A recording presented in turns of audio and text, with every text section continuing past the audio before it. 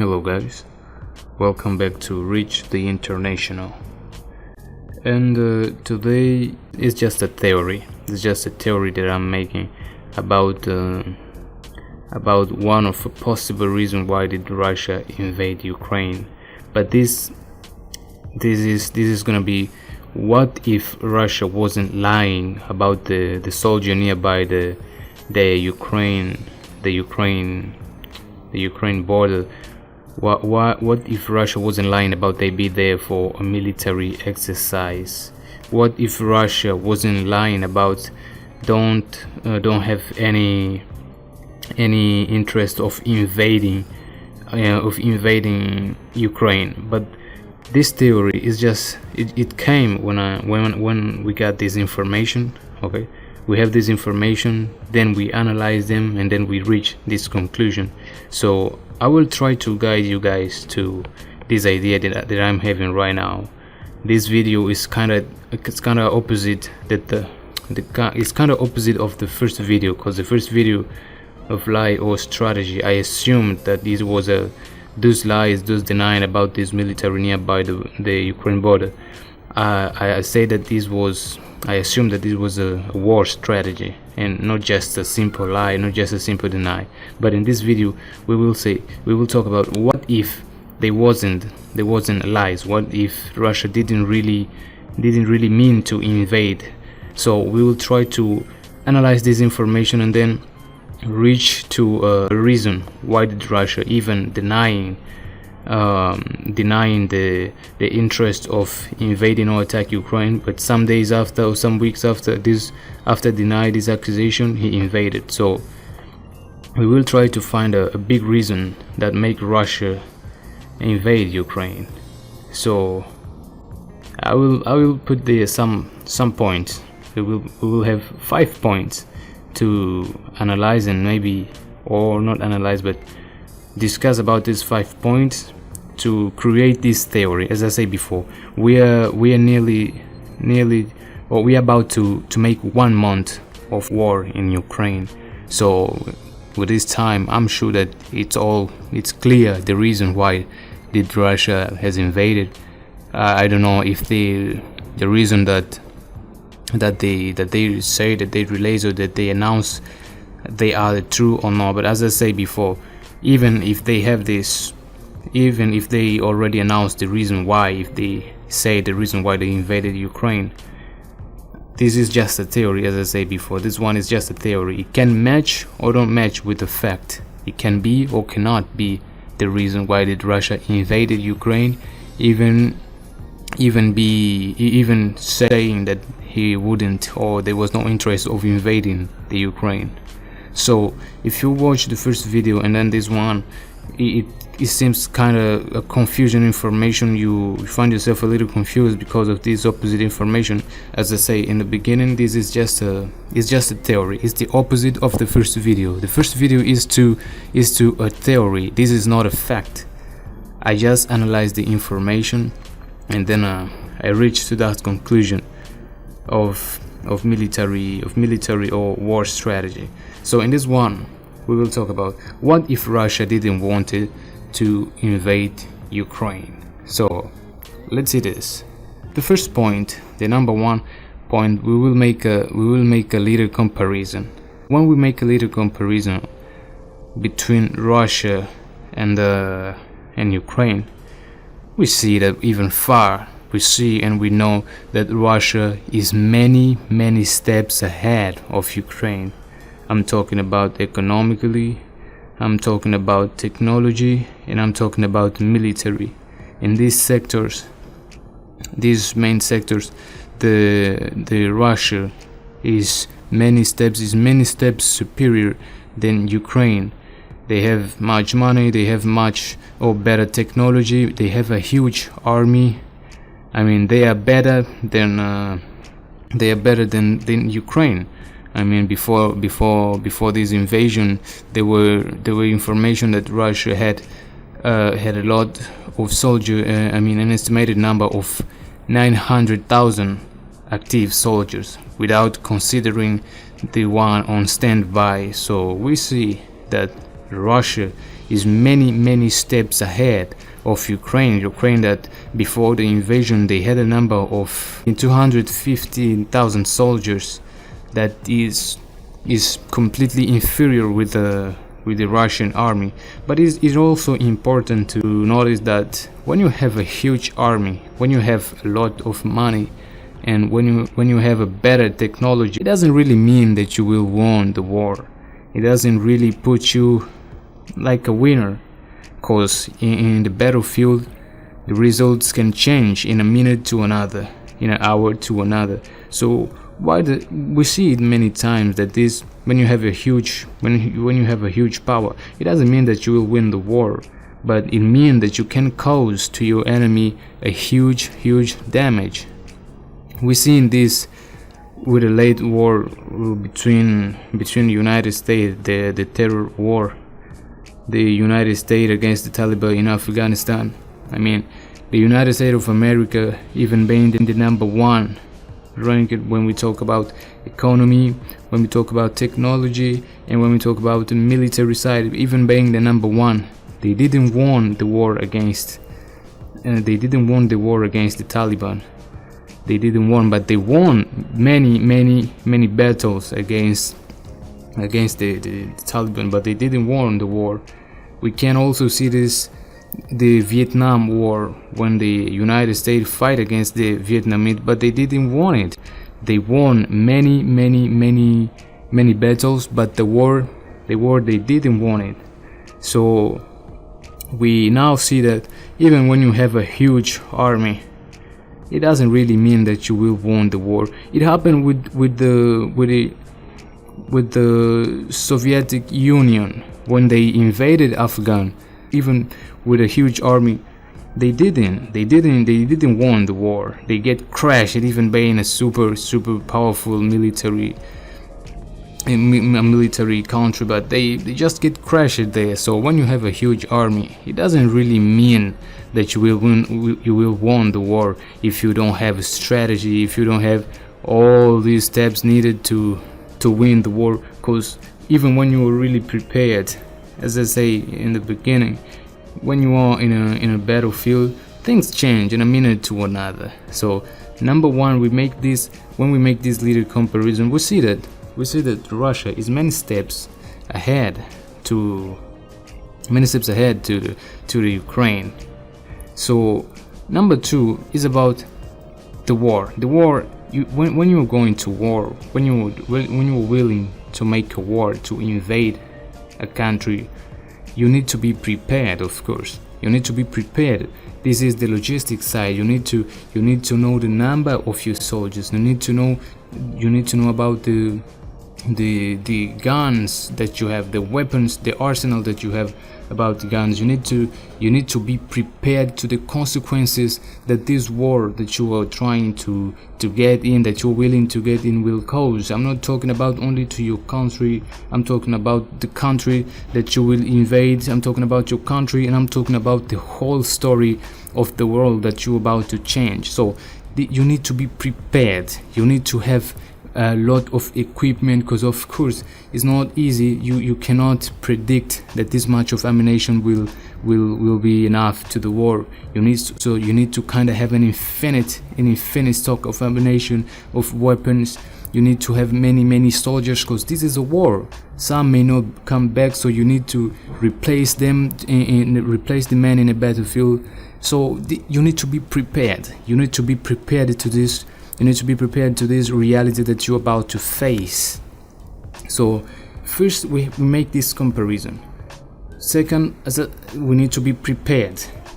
So the number 3 point is something that is one of the main points of this theory. Before Russia invaded Ukraine, we have many accusations. When Russia put that 90 or 115 soldiers nearby the Ukraine border, when they make this movement of soldiers, we have many accusations from NATO and United States that Russia was attempting to invade or attack Ukraine. So we have this many information, the information of a number of soldiers, the information of this this attempt from the Russia side. But one thing happened. Even with all this accusation, the Russia has denied about pretending to invade. They denied all this information, but they assumed that this military that were nearby the Ukraine border, and this military in Belarus, they was there for military exercise. So Russia have said this, repeating this many times, and all the times that they received this accusation. So even when the President Putin and Joe Biden make this phone conversation, he once again said that this military was there for defend the Russia border, and then to a military exercise. So we make a little, it come a little question in our mind. If Russia denied all this, why a few days after, or why a few weeks after denying this, he invaded Ukraine? As I say, this number 3 is just is one of the main point of this theory. What if Russia didn't want it to invade? Let's see this. First of all, Russia said that saying that this military there was for military. They was there for military exercise. So a few weeks later, they invaded. After denying all this, in the first video I said that this was about the war strategy, maybe to let the enemy just slow down the guard, and then they attack when they are unprepared, get them surprised. But when we analyzing this theory is to say is the opposite of the other one.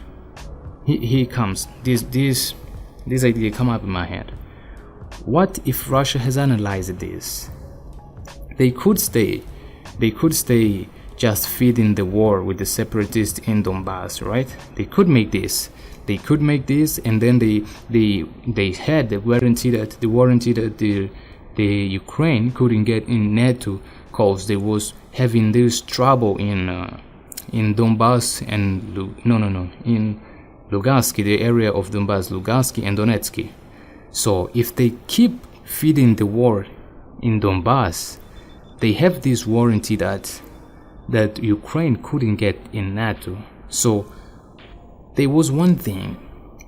But even if Ukraine couldn't get in NATO because of this situation, according to the rule of NATO, that they do not accept a member they do not accept as a member a country that is in war.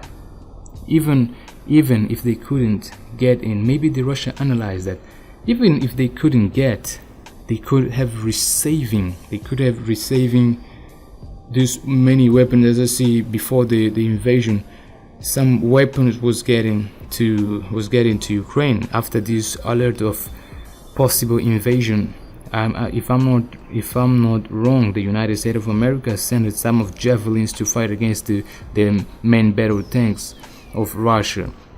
So what if Ukraine didn't get in NATO, but they could be receiving a lot of ammunition? They could be receiving a lot of guns. This is how can I call it? This is just a contract of selling guns, right? So some of country they are offering guns to Ukraine. Some of them are selling in a low price guns for Ukraine. What if this keep going, it keep happening? So it reached a point that Ukraine is super armed, in a point that Russia couldn't represent more a threat to Ukraine. What if they okay, this theory say that Russia feed the war in Donbass, so it means that Ukraine cannot get in NATO according to the rules of NATO, okay? But it doesn't forbid many countries of selling guns to Ukraine. So if they keep selling guns to Ukraine in a point they didn't really need an alliance. They could be very well equipped that no country, that Russia or any other country there could be a threat for them. So maybe Russia thinking about this possibility that Ukraine receive much of guns, but I'm talking about the modern guns, the modern weapons that could make Russia represent no more threat for them, then the Russia influence, the Russia pressure against the Ukraine could be, or could have no more value. It wouldn't be working anymore. So Ukraine could keep their sovereignty because they would be more and more equipped. They could be more prepared to face any kind of threat, and they could maybe take back the region. They could take back the control in the region of Donbass. So what if they could be what if they receive that much of gun that they could be taking Donbass back and then maybe try to recover Crimea?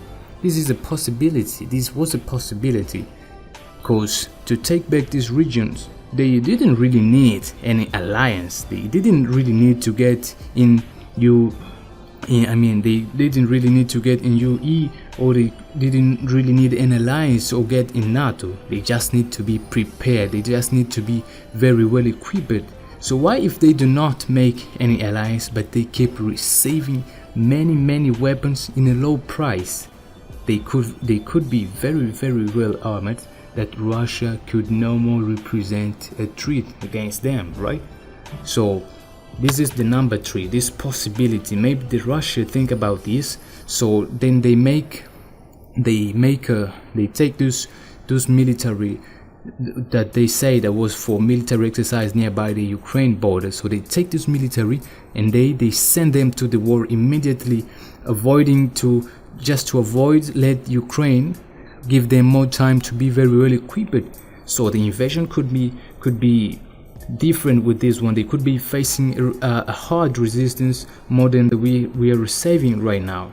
Why? Because they would be very well equipped. So before they reach this point, because we saw many guns, many RPGs going to, many javelins going to Ukraine. So if they keep receiving that much of weapons, so it would reach a point that the invasion or the pressure against Ukraine wouldn't be working anymore. So they decided to a quick invasion. They decided to a quick strike. So taking those military that was there, placed nearby the border for a military exercise, changing rapidly the plan of exercise to a war. Okay, so this is the point number 3. When we jump to the point number 4, as I say before, the number 3, number 4 and number 5, I need you to pay more attention, because I put this as a main point of this theory. So the point number 4 is the logistic. As I say in the number 2 point, I say that before war we need to be prepared, right? So pay attention on that one. So after 4 or 5 days of war, the logistic of Russia has failed. The logistic of Russia has failed after 5 days of war. So, as I said before, we need to be very well equipped. We need to have many fuel. We need to have many ammunition. We need to have soldiers very well prepared. We need to have food. We need to have everything ready to feed the war. So after 5 days of war, the Russian logistics have failed.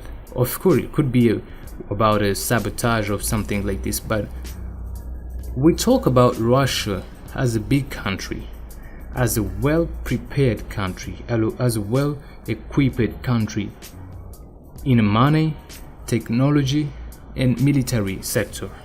So after a few days, it was normal that with all these points, Russia could fail like this. As I said before, it could be about a sabotage, but let's see this. So we will make a little comparison between this number 4 and number 3. What if rapidly this military that was placed nearby the Ukraine border was there for military exercise, and then rapidly the superior just changed the mission of a military exercise to a war. So they take this military that was there for They was there for a military exercise, and then they just send them to the war. But remembering, we are talking about the logistic. Number 4, what if they take this military and then send them to war? It could be accepted that the logistic fail was about this, because this military there was about the military exercise. They wasn't there for war, so the logistic was not for support a war. So what if they send this military just for a rapid strike against Ukraine, while the main logistic to a war would be prepared and then to be sent? It can make sense. It can make sense because these soldiers they get in a war without the logistic prepared. So they went to a war because they was close to the Ukraine border. They was close to the Ukraine border, so rapidly they just sent the military nearby the Ukraine border, while the main logistic was being prepared. The logistic that they used was the logistic for military exercise. That's why in 5 days of war they get no ammunition, they get no fuel, because we're talking about the logistic. If you want to send your soldiers to war, you need to feed them not only of food. You need to feed them with the fuel, you need to feed them with the ammunition. You need to guarantee that this will happen, but not only for 5 days. It needs to be a kind of continuous process. You cannot make a logistic to have pauses. You don't have to make a logistic that will have a pause. You then feed them and then you go looking for another one. No, you need to prepare first, maybe months. Prepare the logistic and then make a continuous feeding. You send them a lot of ammunition. You send them a lot of guns. But what we see, it wasn't it. In 5 days of war, the logistic of Russian side has failed. It failed a lot.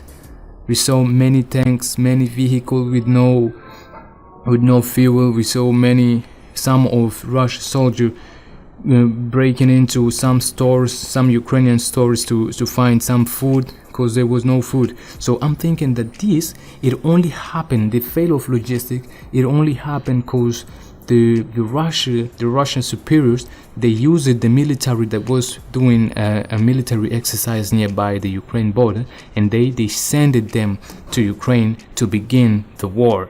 So they sent this military to begin the war, while the efforts and the main logistic would be prepared and soon sent it. Because as we see, after some days before the logistic failed, they gave a little pause. They was attacking slowly, but then the situation has recovered, because maybe the main logistic was solved. The main logistic to the war was solved. So that's the point. I hope you're getting this. So number 5 and the last one, it's about the POW. I hope you guys know what POW is. I'm talking about the prisoner of war. So specifically, I'm talking about these Russian soldiers captured in Ukraine. There's one thing that fit this theory. And remember, once again, we're talking about the theory. Okay, so what about the POWs? Some Russian soldiers captured in Ukraine, they are saying something that many of them, they are saying something that make this theory make a little of sense. When the Ukraine soldiers captured some Russian soldiers, when they interrogate them, why are you invading our country, they say, some of them are saying that they was sent to a military exercise, and quickly without knowing, or quickly they changed the mission to a war. Or some of them were lying about the military exercise, but when they come, they just realize that we are in a war, but not in a military exercise. But what if it wasn't a lie? Because maybe it was real, a military exercise, but rapidly, as I say, in a point 3, the situation has changed. Maybe the analysts, the Russian analysts have seen this situation, and then rapidly they changed the strategy. Maybe they changed the mission to a war, avoiding to have a very equipped Ukraine.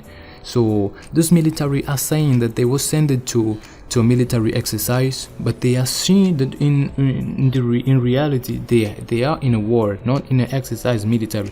Some of them are surprised when they are talking to their friends, saying that we are dying here. They just sent us to a war. And I'm not making up this, as I say before. I'm analyzing the information that we have here. I'm not making up I'm not just saying it.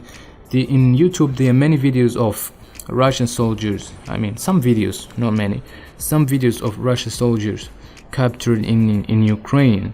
When they are interrogated, they're saying, many of them, they're saying that they were lied about a military exercise, but when they are in a war. So these 5 points, mainly the number 3, number 4, and number 5, make possible the theory about what if Russia really didn't wanted to invade Ukraine. What if in reality they was talking, the reality was about to a military exercise, maybe to put some pressure against Ukraine, to make them avoid or to make them give up from getting in NATO. So what if Russia didn't wanted this? What if Russia just decided to keep feeding the war in Donbass, in Donbass, to avoid the entrance of Ukraine in NATO? But then they realized that what if Ukraine received many Afghans in a point that Russia couldn't represent no more threat for Ukraine? What if they could be very well equipped, that the pressure that Russia put against Ukraine could no more work? So maybe they rapidly has changed the mission of put pressure in nearby the border of Ukraine. What if they just was putting some pressure, but then they realized that the situation could be worse to their side? They could have a very well equipped Ukraine. So this is the theory. Because of the language, maybe I didn't explain it well, but as I said before, this is just a theory. I put the 5 points to make you understand. And as I say in the beginning of the video, we're about to make 1 month of war. Maybe at this point it's clear the reason why Russia has invaded Ukraine. But this is just a theory, this is just opinion that I'm creating after analyzing some of this information available, that information that we are receiving. So I hope you enjoy this. If you have your opinion, let me know in the comment, and see you in the next video.